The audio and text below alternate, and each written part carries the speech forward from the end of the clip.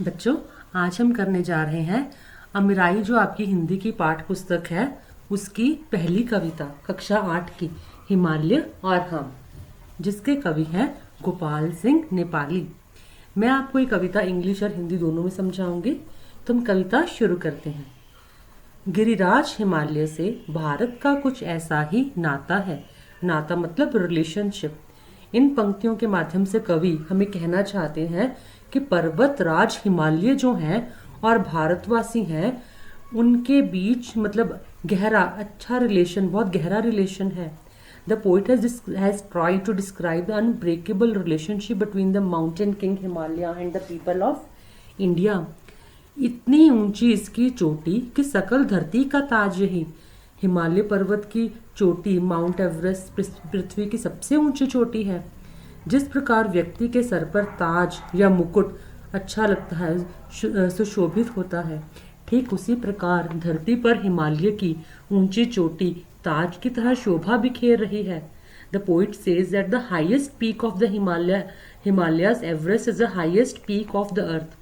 Just as a crown adorns a person's head, in the same way the highest peak of the Himalayas on earth is spreading beauty like a crown. पर्वत पहाड़ से भरी धरा पर केवल पर्वत राज यही। मतलब ये कि हमारे मतलब इस धरती पर कितने ही बड़े बड़े पर्वत हैं, पहाड़ हैं, इतने सारे, पर पर्वतराज हिमालय को कहा जाता है क्योंकि इसकी ऊंचाई के कारण। अंबर में सिर पाताल चरण, मानो मतलब ऐसा लगता है कि उसका सर आसमान को छू रहा हो और उसके चरण, उसके पैर पाताल की गहराई को स्पर्श कर रहे हों। Due to the great heights of the Himalayas, it seems as its peak is touching the sky and its feet are touching the depth of the netherworld. मन इसका गंगा का बचपन, मतलब चाइल्डहुड। हिमालय पर्वत का मन गंगा के बचपन की तरह पवित्र और निर्मल है।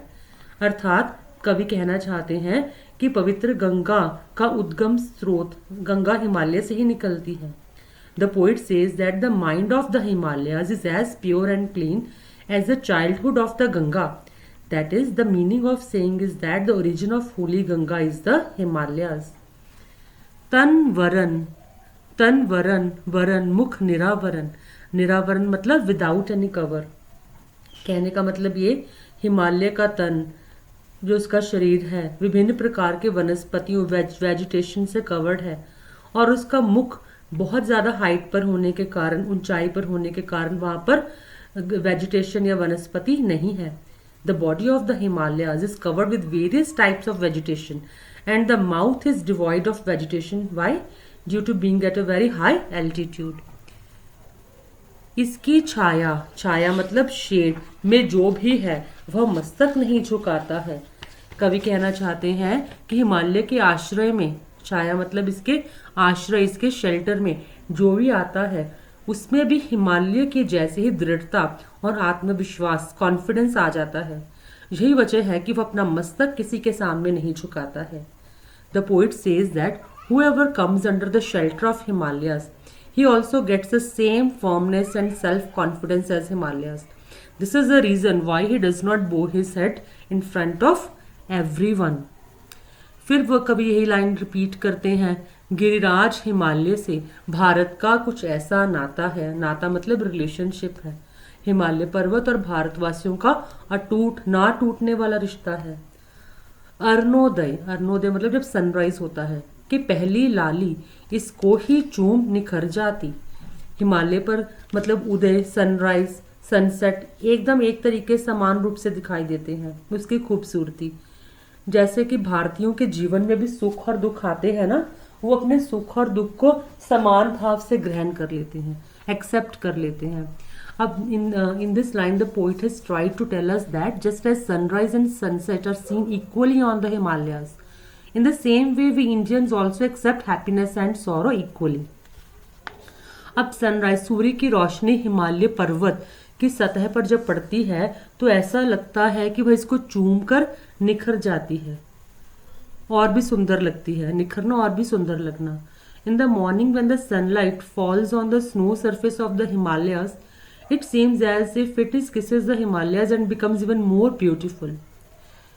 फिर संध्या की अंतिम लाली, मतलब जब सनसेट हो रहा होता है, लास्ट रे ऑफ सन, इस पर ही झूम बिखर जाती।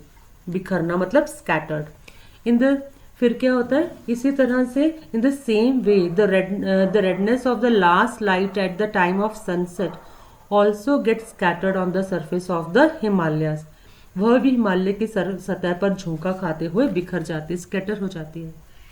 इन शिखरों की माया मतलब मैजिक ऐसे, इन शिखर मतलब इन पीक्स का मैजिक ही ऐसा है। जैसे प्रभात संध्या वैसी, मतलब जैसे यहाँ का सनराइज होता है वैसे ही सनसेट दिखाई देता है। हिमालय के शिखरों में ऐसी ही माया है कि यहाँ पर जैसा सुबह का दृश्य दिखाई देता है वैसा ही संध्या का दृश्य होता है। संध्या मतलब इवनिंग। अर्थात कवि यह कहने का प्रयास कर रहे हैं कि जिस तरह हिमालय पर्वत का प्राकृतिक सौंदर्य, नेचुरल ब्यूटी, मतलब सुबह और शाम एक समान ही लगती है। The poet says that there such a magic in the peak of Himalayas and that the view of the evening is similar to the view of the morning here. That is, here we are trying to say that just as the natural beauty of the Himalayas is the same as in the morning and evening. अमरों मतलब immortals, अमरों की नहीं कहा जाता immortals। अमरों को फिर चिंता कैसी, चिंता मतलब कोई परेशानी, ठीक है। इस धरती का हर लाल खुशी से उदय अस्त अपनाता है, उदयस राइजिंग एंड सेटिंग। तो इन दिस मतलब ठीक उस तरह कवि कहते हैं कि भारत का अमर मतलब हर एक जवान, वो भी उसको भी कोई चिंता परेशानी नहीं है। वह भी अपने जीवन में जीवन और मृत्यु, लाइफ और डेथ को एक ही समान भाव से, फीलिंग से एक्सेप्ट करता है। In the same way every soldier of the land of India also accept life and death with the same feeling. वो भी अपने जीवन में अगर कोई भी परेशानी आ रही है, कुछ भी है, उसको उसी तरह से स्वीकार करता है।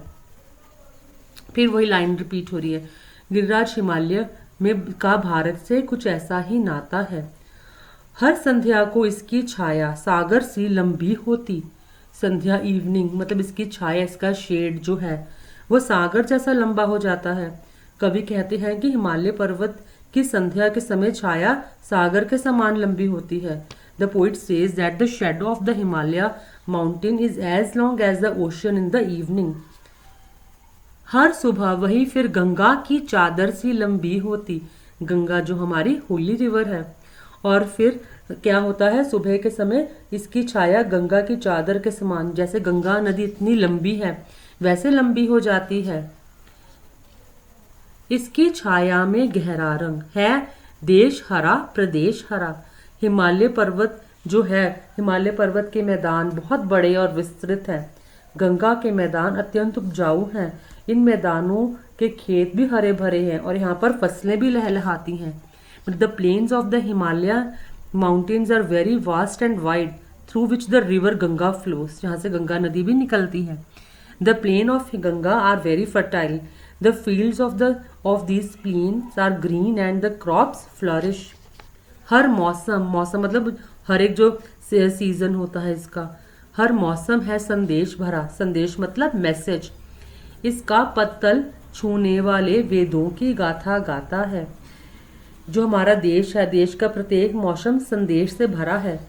मतलब ये कि हर मौसम में भारतीयों को कोई ना कोई संदेश मिलता है। Every season of the country is full of messages. That is, Indians get some messages or the others in every season. इसका पतल छूने वाले वेदों की गाथा गाता है। वेद हमारे जो धार्मिक ग्रंथ है। अब कवि कहते हैं कि वेदों की रचना भी हिमालय के चरणों में ही बैठकर हुई थी। गिरिराज हिमालय से हम भारतीयों का नाता, रिलेशन भी कुछ ऐसा ही है।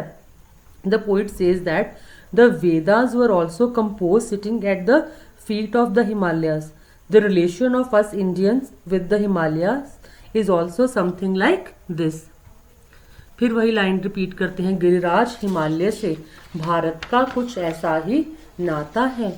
जैसा यह अटल अडिग वैसे ही हैं भारतवासी। अटल जो फर्म होता है, अपनी जगह से नहीं हिलता, ठीक है, अविचल, स्टेबल। तो जिस तरह हिमालय पर्वत अटल, अडिग और निश्चल है, ठीक उसी तरह भारतवासी भी अपने जीवन में अडिग रहते हैं। भारतीयों की यह खूबी है, उनकी मतलब उनके आप उनका एक प्लस पॉइंट भी कह सकते हो कि जो काम एक बार करने की ठान लेते हैं वह करके ही दम लेते हैं. Just as Himalayas is steadfast, firm and motionless, in the same way Indians also remain steadfast. Indians have this quality that once they decide to do a work, they do not rest until they have completed it. है अमर हिमालय धरती पर तो भारतवासी अविनाशी.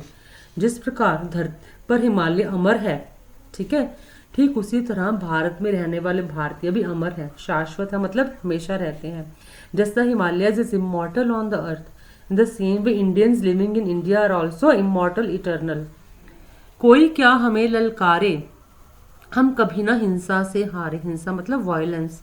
कवि कहते हैं कि अनेक कितने ही आक्रमणकारियों ने, ठीक है, इन्वेडर्स ने भारत पर हमला किया, हमें बहुत सारी यातनाएं दी, परेशानियां दी, हमारे मन को देकर भी हमारे मन को ना मार सके. अर्थात मतलब कि हम अपने कभी भी हिंसा के दम पर पराजित नहीं हुए. उन्होंने हमें मारा, यातनाएं दी, बट फिर भी हमें हरा न सके. तन पर अत्याचार मतलब अपनी बॉडी पर अत्याचार सहने के बावजूद भी वह कभी नहीं हारे. Poet says that many violent invaders attacked us, but even by torturing us, they could not kill our mind. That is, every Indians never lost on the strength of violence, despite suffering atrocities on the body. They never lost in the mind. दुख देकर हमको क्या मारे. कवि कहते हैं कि कोई भी हमें दुख देकर नहीं मार सका. गंगा का जल जो भी पी ले वह दुख में भी मुस्काता है. कवि इन सब का मुख्य कारण पवित्र नदी गंगा को मानता है, जिसके पवित्र जल को पीकर हर भारतीय का दुख दर्द, हर भारतीय जो है अपने जीवन में आने वाले दुख दर्द को हंसकर से झेल लेता है. कवि कहते हैं कि गंगा का जल जो भी पी लेता है वह दुख में भी मुस्काता है. और गिरिराज हिमालय से हम भारतीयों का नाता, रिलेशन भी कुछ ऐसा ही है. The poet considers the holy river Ganga as the main reason for all this. By drinking the holy water of which Indians face every pain and sorrow with a smile. Poet says that whoever drinks the water of Ganga smiles even in pain. The relation of us Indians with Giriraj Himalaya is also something like this. मतलब भारतीयों का हिमालय पर्वत से रिश्ता, relation भी कुछ ऐसा ही है. गिरिराज हिमालय से भारत का कुछ ऐसा ही नाता है. टकराते हैं बादल तो खुद पानी पानी हो जाते हैं. जब बादल भी इससे टकराते हैं तो वो भी पानी पानी हो जाते हैं, मतलब जब वर्षा होती है. कवि कहते हैं कि हिमालय की चोटियों से जब बादल टकराते हैं तो वे खुद वर्षा के रूप में परिवर्तित हो जाते हैं. Through these lines, the poet sheds light on the relationship between Himalaya and the Indians by saying that when clouds collide with the peak of Himalayas, they themselves turn into rain. तूफान चले आते हैं ठोकर खाकर सो जाते हैं. मतलब तूफान, जितने स्टॉर्म्स भी आते हैं वो भी नतमस्तक हो जाते हैं, शिथिल हो जाते हैं, शांत हो जाते हैं. इसके बाद वे तूफान शक्तिहीन हो जाते हैं. अर्थात वो हिमालय सदा आक्रमणकारियों से, जितने भी अटैकर्स हम पर हमला करते हैं उनसे हमारी रक्षा करता है. Even the storms bows down and weakens the after colliding with Himalayas. After this, those storms become powerless. That is the meaning of saying is that Himalayas always protect us from invaders. जब जब जनता को विपदा दी तब तब निकले लाखों गांधी. मतलब जब जब जनता को, लोगों को, मतलब जब भी मुसीबत में हुए, ठीक है, जनता को दुख, शासन ने जनता को दुख दिया तो उनके दुखों को दूर करने के लिए लाखों गांधी मतलब सत्याग्रही जो सत्य के रास्ते पर चलते हैं अपना घर बार छोड़कर हिम निकल पड़े. तलवारों सी टूटी आंधी, इसकी छाया में तूफान चिरागों से शर्माता है. गिरिराज हिमालय से भारत का कुछ ऐसा ही नाता है. मतलब ये कि सब मतलब हिमालय की छाया में आकर बड़े बड़े तूफान, चिराग मतलब दीपक भी शिथिल शांत हो जाते हैं. गिरिराज हिमालय से हमारा कुछ ऐसा ही रिलेशन है. The poet says that whenever the government tried to put the people in trouble, gave them pain, then lakhs of Gandhis left the worries of their homes and set out to become saviors of their sorrows. Even the biggest storm, the lamp, weakens after coming under the shadow of Himalaya. The relationship of us Indians with Giriraj Himalaya is also something like this. हम भारतीयों का हिमालय पर्वत से कुछ ऐसा ही नाता है। उम्मीद है बच्चों आपको कोई एक कविता अच्छे से समझ में आई होगी। अगर आपको समझ में आई तो आप इसे लाइक, सब्सक्राइब और शेयर ज़रूर करना। और जो भी आपके कमेंट्स आए, कोई डाउट है तो आप मुझे मैसेज कर सकते हो, कमेंट कर सकते हो। धन्यवाद।